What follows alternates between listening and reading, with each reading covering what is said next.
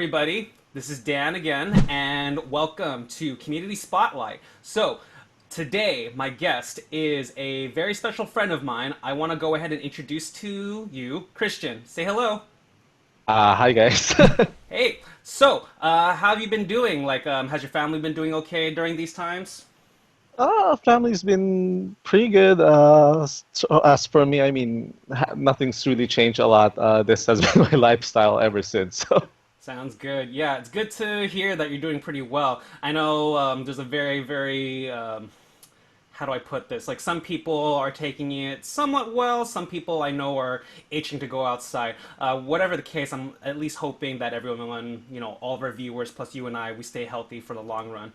So, Christian, I'm here to talk to you a little bit about your involvement in the NorCal cosplay community. Do you got some time to answer some questions?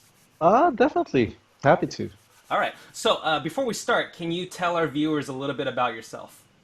I'm Chris. I think I've been taking pictures or been a cosplay photographer for like 2 years now. I started 2017 as a cosplay photographer.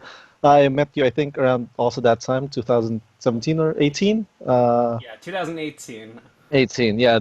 Actually, I think my first event that I actually prepared for was the cosplay ball. Oh, wow. Wow, that's an honor. I mean, I remember I saw some of your work when I was kind of looking for new and interesting photographers to have at our event. And one of the things I really liked was that not only was your work of a very professional quality, but also your conduct was very professional. Like I could see, like when you display your work, it's as is. It's your work. There's no petty drama. It's like there's like no BS. It's just plain and simple. This is my work. Take it as it is. And I always respect individuals like that. Who can put a line between what's personal, what's professional. So that's one of the things that stood out to me. And of course, Thank you. just so our viewers have a little bit of background, besides shooting at the cosplay ball, Christian's also been kind of helping with my industry, the ballroom dance industry. He's taken some amazing photos of some of my students, of some of the local dancers here. So you should definitely check out his work. I have it displayed below in the comments. So definitely check him out when you get the chance. So first off, your photography, it's amazing. Did you?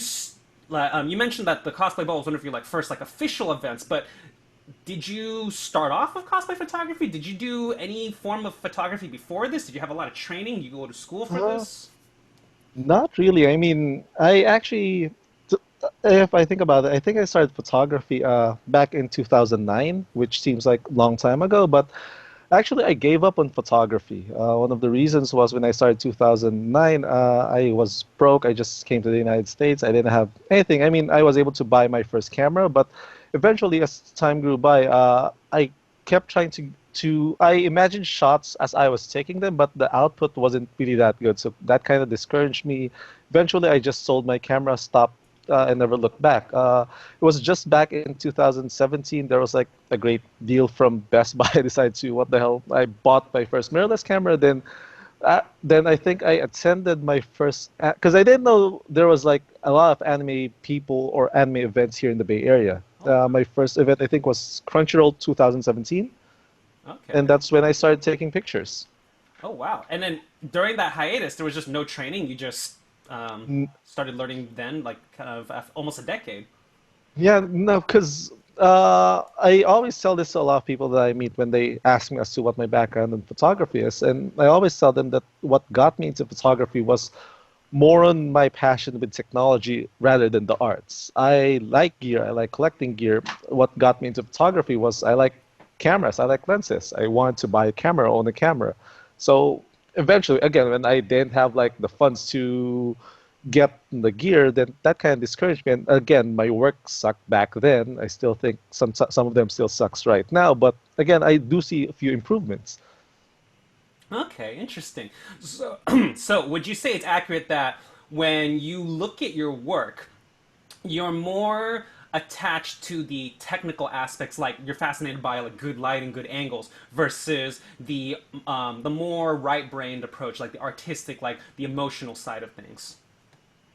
Oh, definitely. That's why being in the community, I mean, being in this community, I'm happy to meet a lot of people. I get to see a lot of other people's work, and I'm always amazed. I'm always in awe whenever I see other people's work. And as much as I don't want to compare my work, I kind of compare my work because a lot of them are really artistic. I mean, at the end of the day, when I look at my work, I always tell myself, someone with the same if someone had the same lighting setup, same gear, would they be able to reproduce my work or not? And that's where I kind of try to challenge myself. If that's the case, then the gear is the one who's taking the picture, not me. I see. Would you say there's any particular, it doesn't have to be like a photographer even, but is there any artist out there or even like a work of art that really inspires you? Uh, in terms of work, I like. Not sure. I'm pretty sure you've seen him. Toshi Studios. I like his work a lot. So that's one of the photographers I personally look up to. There's also AJ. AJ. I full of spades. I think, if I remember correctly. Yeah, he was Yeah. also at the event that you shot it for us. Yeah, and again, the reason why I like their work is I can see the art in them, and it's something that I know that I won't be able to replicate because that's not how I think. But I do like their work a lot. Yeah, it's always interesting to see like what inspires people because we do have a lot of really talented photographers, like just like AJ, like you mentioned, like Sochi. Their works are like really really great, and some of these people don't even consider themselves professionals. So it kind of makes you wonder, like, wow, that's like how high does the ceiling go? Um, you know, I know from your background and what you've told me in the past that one of the reasons you get into shooting cosplay specifically is your interest in video games, anime. When you're shooting cosplayers in particular, is there anything that fascinates you in particular? Like, do you ever get caught up in the craftsmanship of the character? Or rather, of the cosplay? Do you ever feel like the background of that character, like what genre they come from or what kind of character they are, affects the kind of shoot that you want to create? Uh, Actually, that plays a lot in how I work with cosplayers and stuff. I mean, I watch your previous interview with David, and I do like the fact that he said that, I mean, he shoots anyone, doesn't matter who, as long as they want to work with him, he works with them. For me, unfortunately, I can't do it that way. It might seem that I may be like discriminating against other cosplayers, but I'm not. For me, my internal process is, as long as I understand the character, as long as I can relate to that character, I can shoot you. But let's say you have a cosplayer here that wants to work with me, and I have no idea what their character is, then I kind of sort of black out. I have this mental block that I don't know how to pose the character. I don't know how to, because whenever I see cosplayers, I unfortunately I can't see the person cosplaying. I see the character. So my imagination works as, I've seen this character, I know this character, I know how to pose the character, I know what might look good on the character. But if I don't have any background on that character, I just draw a blank basically. I see. Um, because of this, do you ever find that when you see certain characters, 'cause I know when you shoot at the cosplay ball, of course, we're trying to make sure that everyone's happy, so we try to shoot everyone no matter what. So in knowing what you just said, do you ever find yourself kind of inspired to look up certain characters after shooting them? Like, do you ever go like, "Huh, this character I've never seen them before, but I really like their costume. I kind of want to know more about them." The cosplay ball in particular is one of those things that is a bit hard for me to actually shoot. Because if I go, let's say, to a convention, I get to choose or pick people that I work with. If I were to have a one-on-one shoot, then I have time to research on the background of the character. But with cosplay ball, everyone, I need to take pictures of everyone. They fall in line. Then sometimes there are characters that I know nothing about. So for those things, I always if I don't have the time to at least Google the character, because sometimes when as people are coming in, I start Googling like which character it is. I start asking people as to what their characters are just to prep myself before doing the shoot. But if I have no idea on who the character is, there's like 9 different poses that I fall back to, and it's easy for you if you've gone through my work. It would be easy for you to know the characters that I know versus the characters that I have no idea who they are. I see. I see. I mean, it totally makes sense. You know, we want to always feel comfortable in our work. Like, it's not like in previous interviews we talked about how to make others comfortable, but also, I guess, we are able to produce our best art when we are also in our zone, in a sense. Sounds about right? Yeah, and another thing is it's like you have to connect with the person. And me personally, I'm an introverted person, so I sometimes find it hard to communicate with other people. So I can't really express myself. I'm not able to tell them, oh, you should post like this, or I can't actually give advice. So that's when everything falls apart. I see. I see. I mean, yeah, that's definitely a challenge. I can definitely understand your perspective on that. Kind of a bit of a tangent from cosplay specifically, but you know, at the cosplay ball, I imagine it's a little more casual, but when you do some other forms of photography, like I know I've had you at some of our ballroom competitions, what is your thought process there? Like, do you approach it differently since we're not connecting to fictional characters, but an actual individual? Like, is it different for you in that sense? How I prepped for like the dance competitions was I actually had to watch a few animes. One was Yuri on Ice, the other one I forgot the name of that ballroom anime. Just to have Welcome an to the ballroom. just to, yeah, welcome to the ballroom, yeah. Just to see as to what I might see and stuff. And at the same time, I think that's the only point of comparison I can go to. I mean, for me, I learned about sports by watching anime, so I'm like, okay, for me to learn about ballroom, let's see if I can watch a few anime that has ballroom in them. I mean, how would you compare what you see in anime versus what you see in real life? Uh, if I were shooting an anime, it would be easier because again, in real life, unless you know like the musical cues, unless you've actually danced yourself, it's kind of hard. I mean, how I started, I think, shooting your the dance events was I was just there's this term we say spray and pray. You just shoot, shoot, shoot, shoot, shoot. Then hopefully something sticks, something good comes out of that. 20 shots or something. I mean, knowing from how you and I have worked together, you've done a great job. Like, I remember the first time you came to one of our events, and I was talking to you about, okay, this dance has this type of music. You did a fantastic job. So, if you told most people that spray and pray was the way to go, a lot of people actually would not have been able to guess. So, definitely props to you for that. Um, Thank you.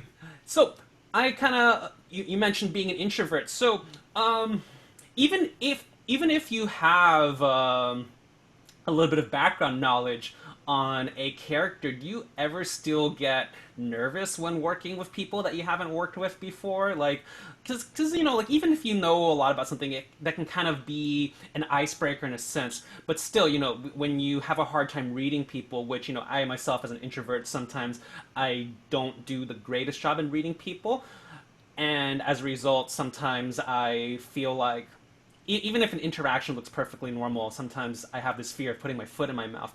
So, how do you go around that? Uh, I actually don't know how I go around that because again, I don't think I've overcame that issue with me. I still am having issues with like talking to people. I always get nervous whenever I work with people in the cosplay community. The thing is, there would be events like the gathering or stuff, like there would be probably like 60, 80 people there, and I would end up with like shooting with 4 people. The main reason for that is I always hesitate to talk to people. I'm always afraid, yeah, generally I'm always afraid to talk to people, ask them if I could shoot with them. A lot of that comes from I'm always probably overthinking. Maybe they're busy, maybe they're eating. Sometimes I see them talking with their friends. I don't want to like be rude and take them away from the conversation. I don't know what the conversation's about, if it's important or not. I think my first event, the one in Fanime 2017, I think, or 18.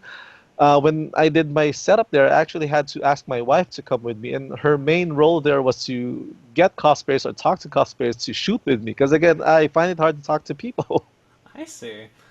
I mean, it's kind of interesting because a lot of cosplayers in general have social anxiety, and one of the reasons we hold the cosplay ball is to help people learn how to interact with each other to overcome that social anxiety. Now, I myself used to have severe social anxiety. Dance was kind of my way of overcoming that via reinventing myself. And as you know, I've started kind of dabbling with photography recently, so that kind of has given me a little bit more comfort. Do you Has photography kind of helped you in that sense? Like, do you feel it's helped you to kind of gradually break you out of your shell? Uh, Definitely. Again, whenever I take pictures or am in a session with someone, I always try to be as professional as I can be, meaning that I always treat them a client. I always look at myself as a service provider. That way, I know that as long as I know their expectations and are able to deliver them, I should be fine. But anything other than that, sometimes always still have an internal struggle with me as to how am I going to post this person? Let's say, is the person having fun? Is the person comfortable? And those are the things that I still am finding myself. It's still challenging for me to know or to know how to approach those things. I mean, I think with practice, as you do it more, you'll probably get better at it. But again, it's still a challenge for me. Definitely makes sense. Um, got a few more questions. So, um, I know. I mean, you and I both know this. You have a child. How old is your child right now?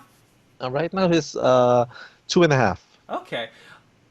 So most of us in the community, a lot of people are not married, don't have children yet. So and then of course, I have a child recently, like 4 months, so not even half a year yet. Do you ever find that your interests in video gaming, anime, do you find that that might have an effect on your outlook on parenting?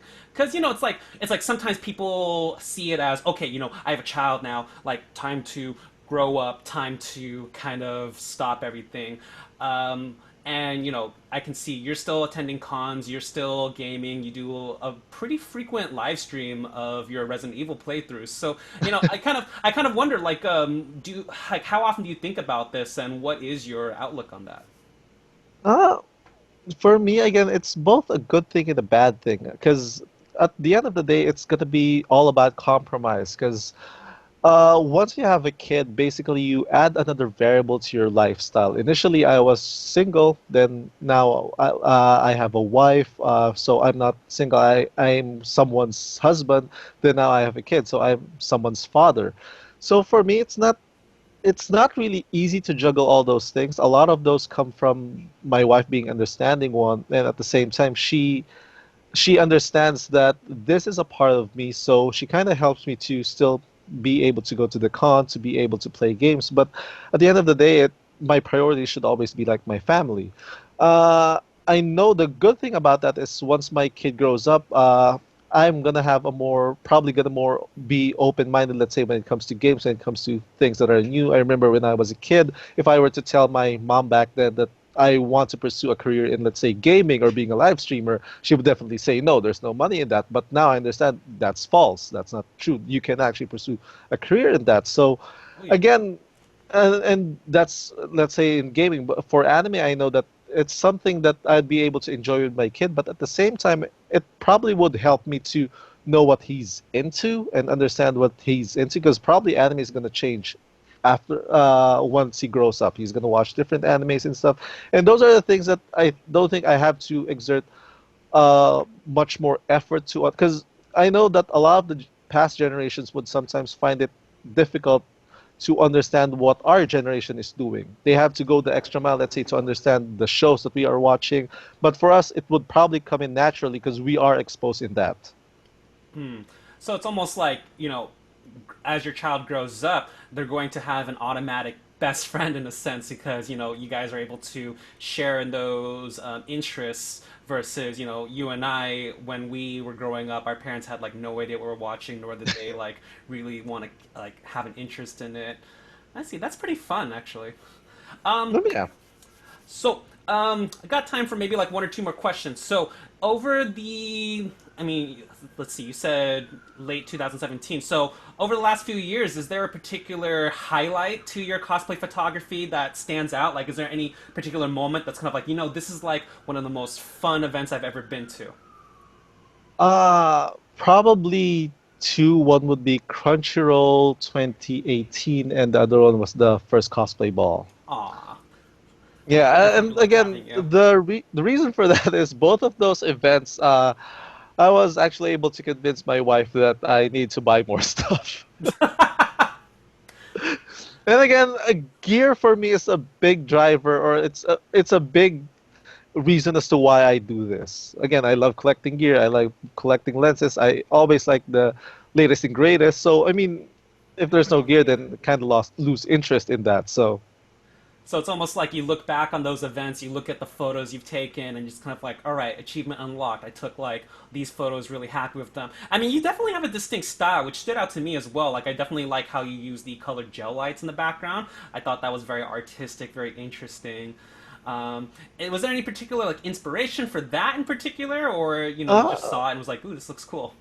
I mean, a lot of people, I know a lot of photographers have been using gel lights for like the very long time. And for me, it just occurred to me that there was a gray wall. It was San Jose Convention, and I'm like, probably if I slap in a bunch of lights there. And I mean, what eventually happened was for every initially I would always match the lights to whatever the cosplayer was wearing. So let's say if the character was like bluish or something, I would put in something like red or something yellow just to make them pop. But eventually I got lazy and I found like a good combination that I would use, and a lot of photos would turn out with the same background, which I shouldn't do. But again, it sort of happened when I know the character, I know how to probably light this character, what colors would go with them. That's why I started using gel lights. I see. Cool stuff. Okay, and then when it comes to the way you conduct your shoots, again, like, in the very beginning, I would always observe, okay, there's like no drama, there's no BS. Have you ever encountered any actual drama during any of your shoots or at any of the events, like at the cons? Not really. Because for me, I personally steer away from drama. I mean, sometimes you would hear gossips and stuff, but I always take it as a grain of salt. If I haven't met the person, I have no right to judge them.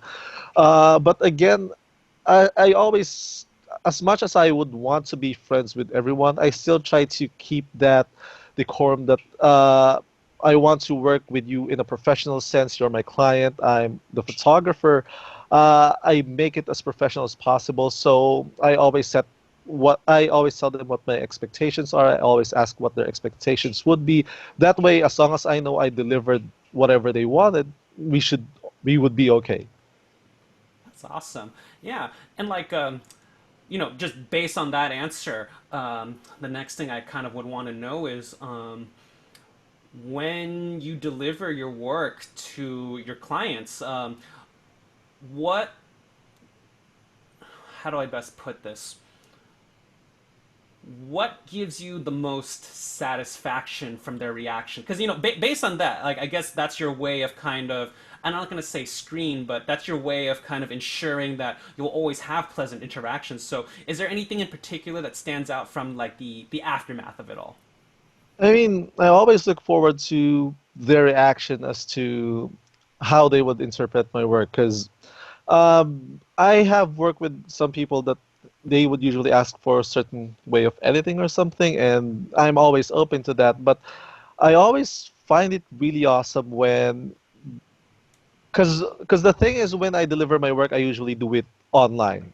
So what gives me the most joy in that is whenever I see them again, they're happy to work with me. So at least I know, oh, she or he liked working with me, and I know that I was able to deliver a good product for them. That's awesome. I mean, again, your work is incredible. I'll definitely link it in the bottom in the comments as well as on screen, so that way everyone, if you haven't seen his work yet, definitely go check him out. Thank you again for spending some time with me and answering these questions. No, Um, definitely. yeah, hopefully, this doesn't last for too much longer and we're able to meet up in person again. Um, but, thank you for everything that you've done for our community. Thank you for everything you've done for our events. I personally really appreciate what you've done to help the cosplay ball. I know a lot of people particularly appreciate the work that you've done for them. Because photography. My approach to photography is that ultimately, when someone is getting in front of a camera, like it doesn't have to be like I'm a dancer, so I relate most to performing, but just getting in front of people in general, you're being vulnerable. And when you are happy with what you've produced, whether it's like a cosplay or any kind of aspect of performing arts, ultimately you're creating a memory. And I guess as a photographer, what you're doing is you're taking that memory and you're making it immortal. So the community should definitely appreciate what you do for them, and I'm looking forward to when we can start doing photo shoots again. Oh, definitely. Again, hopefully this all dies down and we can all start going out and having fun again. Yeah, awesome. Well, have a good night, and thank you so much for being a part of the show. Awesome. Thank you very much as well. Hmm.